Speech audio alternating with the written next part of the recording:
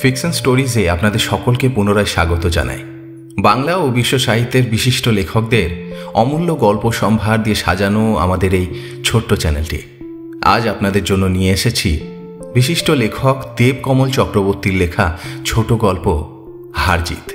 গল্পটি সংগৃহীত হয়েছে আদ্রা পুরুলিয়ার বাসিন্দা দেবকমল চক্রবর্তীর লেখা এবং স্বীকৃতি প্রকাশনী থেকে প্রকাশিত ছোট গল্প সংকলন তুবড়ি থেকে। আমাদের আজকের গল্পের সূত্রধর আমি ইমরান। গল্প পাঠে তানিয়া, চরিত্রায়নে তানিয়া, অর্ণব, চন্দনা ও ইমরান, আবহ ও সম্পাদনায় ইমরান। শুরু হচ্ছে ছোট গল্প হারজিত।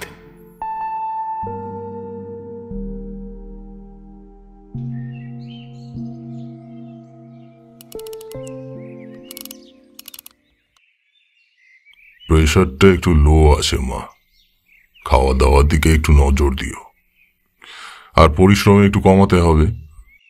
এই ওষুধগুলো লিখে দিচ্ছি, কাউন্টারে সব পেয়ে যাবে। আর বাবা কেমন আছেন তোমার? উনি তো জীবনদীপ মেডিসিন সেন্টারে কাজ করেন না? ওই দোকানের চেম্বারে যখন যাই ওনার সঙ্গে দেখা হয়। স্বাস্থ্য একটু ভেঙে পড়েছে। বাবাকে একটু দেখো মা, তোমরা দুজনেই তো দুজনের সম্বল।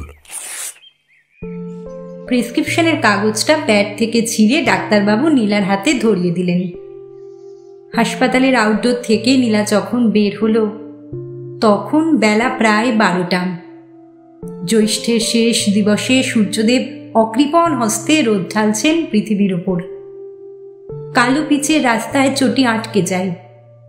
রোদের দিকে তাকালে মাথাটা কেমন ঝিমঝিম করে ওঠে। নীলা মুখে চোখে ওড়নাটা ভালো করে জড়িয়ে নেয়। বাড়িতে একটাই মাত্র ছাতা। নীলা যেটা জোড়াজুড়ি করে বাবাকে নিতে বাধ্য করেছে। এই নিয়ে বাপ বেটির মধ্যে সামান্য মন কষাকষিও হয়েছে।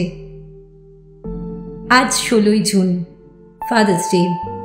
নীলা জানতেই পারত না এই দিনটার কথা, যদি না টিউশন ব্যাচে তার এক ছাত্রী মনে করিয়ে দিত। প্লিজ দিদি, আজ একটু জলদি ছেড়ে দেবেন আমাকে, বাবার জন্য একটা গিফট কিনতে হবে।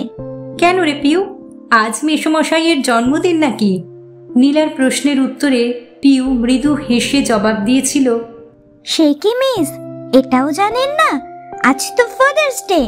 আমাদের প্রত্যেকের উচিত নিজের বাবাকে ভালোবেসে কিছু উপহার দেওয়া। সত্যি নীলার জানবার কোনো উপায় নেই। অ্যান্ড্রয়েড ফোন না থাকার জন্য সে বিশেষ আপডেটেড থাকতে পারে না। তবে মা আর বাবার জন্য আলাদা করে যে কোনো দিন পালন করতে হয়, এটা নীলা ঠিক মানতে চায় না। ক্লাস 3তে পড়াকালীন মা হঠাৎ চলে যাবার পর নীলার জীবনের প্রতিটা দিনের প্রতিটা মুহূর্তেই তো তার বাবা। একটা দিনের জন্য মায়ের অভাব বুঝতে দেয়নি নীলাকে। ছোটবেলায় নীলাকে যখন খাওয়াতে বসতো তখন দারুণ এক হাসি ঠাট্টার ব্যাপার হতো। নীলার বরাবর খেতে একটু দেরি হয়, আর ছোটবেলায় সেটা ছিল মাত্রাতিরিক্ত। মুখের এক কোণে খাবার নিয়ে ঘন্টার পর ঘন্টা কাটিয়ে দেওয়া নীলার কাছে জল ভাত ছিল। বাবা প্রায় হেসে বলতেন, আমার নীলামার গালের দুপাশে দুটো স্থায়ী ঘর তৈরি করে নিতে হবে খাবার ভরে রাখার জন্য। এখনো নীলার মনে পড়ে তার চুলে বিলি কেটে কেটে ঘুম পাড়িয়ে দেওয়ার কথা। শীতের নিঝুম রাতে নিজের গায়ের চাদরটা যখন দুভাঁজ করে নীলার মাথায় জড়িয়ে দিত, তখন কি জানি এক পরম সুখে নীলার দু চোখের পাতা বুজে আসত। বাবা প্রায় হেসে বলতেন, এখন যেমন আমি তোর বাবা, আর কিছুদিন পর আমি যখন বুড়ো হয়ে যাব তুই আমার মা হয়ে যাবি। তখন দেখবি তো মা, এই বুড়ো বাপটাকে। এই সব চিন্তা করেই এই মধ্য 32-এও নীলার আর বিয়ে করা হলো না। বাবার হাজার জোড়া জুড়িতেও না। চোখের সামনে আস্তে আস্তে বাবা কেমন বুড়ো হয়ে গেল। মাথার চুলে পাক ধরেছে, কণ্ঠের হাড়গুলো প্রতিনিয়ত নিজেদের অস্তিত্ব প্রকট করে তুলছে। কেমন যেন ঝুঁকে পড়েছে মানুষটা। এইসব চিন্তা করতে করতে নীলা যখন কাপড়ের দোকানের সামনে এসে দাঁড়ালো তখন দোকানে খদ্দের বলতে তেমন কেউ নেই। বাবাকে একটা জামা কিনে দিতে হবে, আর সেটা যদি আজকের দিনেই হয় তবে ক্ষতি কি? ওই শার্টটা কত ভাই?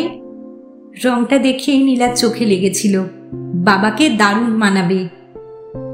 বাবার সাকুল্যে এখন একটাই শার্ট, এককালে ফিকে হলদে রঙের ছিল, এখন সে আর বোঝা যায় না।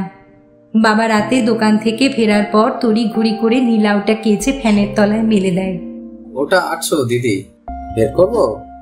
নীলার মুখ শুকিয়ে যায়। ব্যাগে মাত্র 600 টাকা পড়ে আছে, এখনো মাসের 14 দিন বাকি। কয়েকটা ছাত্রছাত্রীর টাকা অবশ্য বাকি আছে, কিন্তু চালাতে পারবে তো বাকি মাস?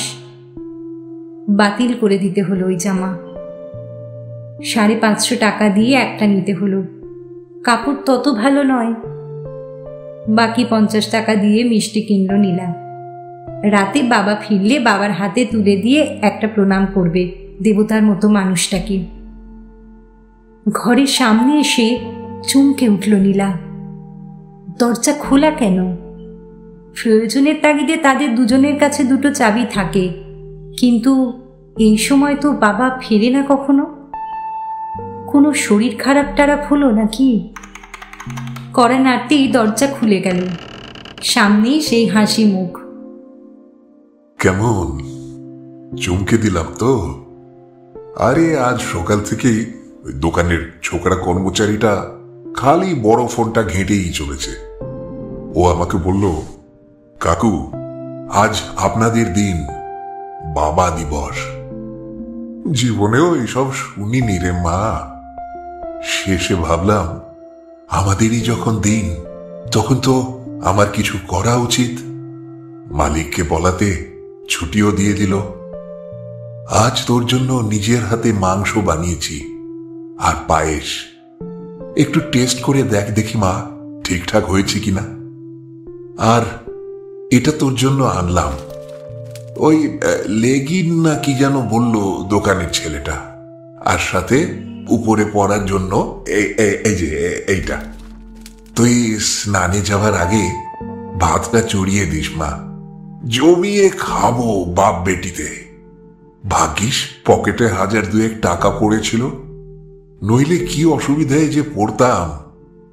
তুই কিছু চিন্তা করিস না মা, এখনো 1000 টাকা আমার কাছে আছে। মাসের বাকি দিনগুলো চলে যাবে আমাদের, বল। পরের দিন সকালে টিউশন পড়াতে যাবার রাস্তায় সুশোভন বাবুর সাথে দেখা। বাজার করে ফিরছিলেন, নীলাকে দেখতে পেয়ে দাঁড়ালেন। তোমার সাথে আমার কিছু কথা ছিল নীলা। গতকাল বেলা 11টা থেকেই তোমার বাবা আমার কাছে 1000 টাকা দেওয়ার জন্য অনুরোধ করছিলেন। বারবার বলছিলেন প্রতি মাসের বেতনের টাকা থেকে কাটিয়ে দেবেন। দিতেই হলো, দোকানের অনেক পুরনো কর্মচারী তো। কিন্তু ওনার বলার মধ্যে এমন কিছু একটা ছিল যেটা আমি ঠিক ভুলতে পারছি না, যেন ওই টাকাটা না পেলে দুনিয়ার অসাৎ হলে যাবে। আমি কিছুতেই তোমার বাবার ওই আকুতি ভরা চোখ দুটোকে ভুলতে পারছি না। তুমি ওনাকে বলো যে আমি বলেছি ওই টাকাটা আমাকে আর ফেরত দিতে হবে না, ওটা তোমার বাবার এই বছরের বোনাস, কেমন? এগিয়ে গেলেন সুশোভন বাবু। রাস্তাটা হঠাৎ কেমন দীর্ঘ হয়ে গেল নীলার কাছে, চোখ দুটো হঠাৎ ঝাপসা হয়ে গেল। গতকাল বাবা তাকে 10 গোলে হারিয়ে দিয়েছে,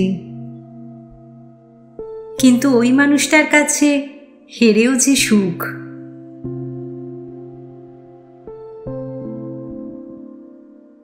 শুনছিলেন দেবকমল চক্রবর্তীর লেখা ছোট গল্প হারজিত। গল্প পাঠে তানিয়া, নীলা চরিত্রে তানিয়া, বাবার চরিত্রে অর্ণব, ছাত্রীর চরিত্রে অভিনয় করেছেন চন্দনা, অন্যান্য চরিত্রে ইমরান। গল্পটি কেমন লাগলো অবশ্যই আমাদের কমেন্ট বক্সে লিখে জানান। সঙ্গে থাকুন এবং শুনতে থাকুন ফিকশন স্টোরিজ।